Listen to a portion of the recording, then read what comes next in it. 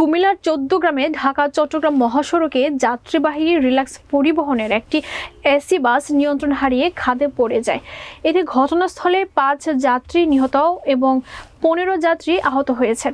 বিস্তারিত দেখুন ১৪ গ্রাম প্রতিনিধি শফিউল আলমের প্রতিবেদনে। শুক্রবার সকালে উপজেলার বাতিশা ইউনিয়নের বসন্তপুরে এ ঘটনা ঘটে। এ তথ্য নিশ্চিত করেন ১৪ গ্রাম মিয়াবাজার হাইওয়ে থানা উপপরিদর্শক SI নজরুল ইসলাম।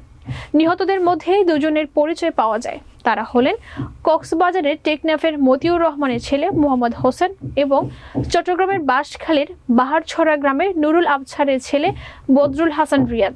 দুর্ঘটনায় আহতরা হলেন কক্সবাজারের টেকনাফ উপজেলার মতিউর রহমানের ছেলে ফিরোজ, একই এলাকার আলী আহমেদের ছেলে মুক্তার হোসেন, ফজলুর রহমান, আরাফাত, সিয়াম, সোহাগ, কামরুন নাহার, স্বপন শিকদার, রফিকুল ইসলাম ও মনির। তার মধ্যে ৪ জনকে কুমিল্লা মেডিকেল কলেজ হাসপাতালে পাঠানো হয়েছে। চট্টগ্রাম ফায়ার সার্ভিসের ইনচার্জ বিপ্লব কুমার নাথ বলেন, ঘটনার খবর পেয়ে দ্রুত ঘটনাস্থলে পৌঁছে আহতদের উদ্ধার করে ফায়ার সার্ভিস গাড়িতে করে চট্টগ্রাম উপজেলা স্বাস্থ্য কমপ্লেক্সে পাঠানো হয়েছে। পরে পুলিশ ও স্থানীয়দের সহায়তায় গাড়ির ভেতর থেকে নিহত ৫ জনের লাশ উদ্ধার করা হয়েছে। ২ জনের পরিচয় পাওয়া গেছে।